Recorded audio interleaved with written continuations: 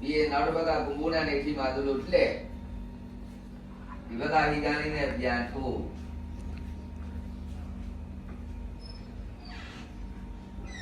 ဒီလိုလေးဆုပ်လိုက်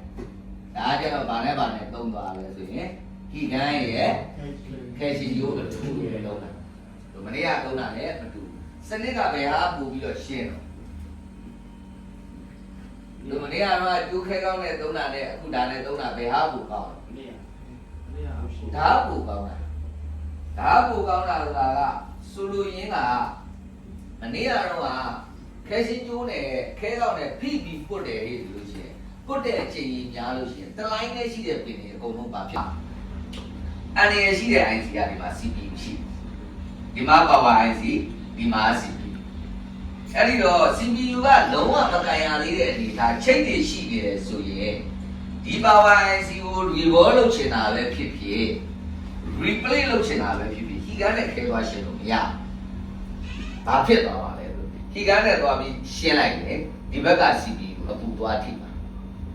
အဲ့ဒီအခြေအနေမျိုးဆိုရင်ဆရာတို့ကဘာလုပ်လဲဆိုရင်ဒီ power IC ကြီးပဲ revolve လုပ်တော့မှာဟေးဆိုရင်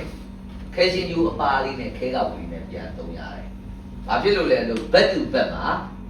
power တည်သွားနိုင်တဲ့ IC ရှိလို့အခုကအဲ့ဒါဆိုဆရာဘာဖြစ်လို့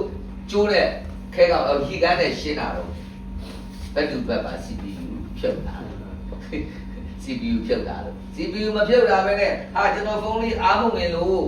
လာပြီဒီကောင်က charging လုပ်တယ်ဆိုသူ့ရဲ့နောက်ကျောဘက်မှာဘာရှိလားကြည့်ရမယ်ဆို danger အနေရရှိတဲ့ကောင်ရှိလားကြည့်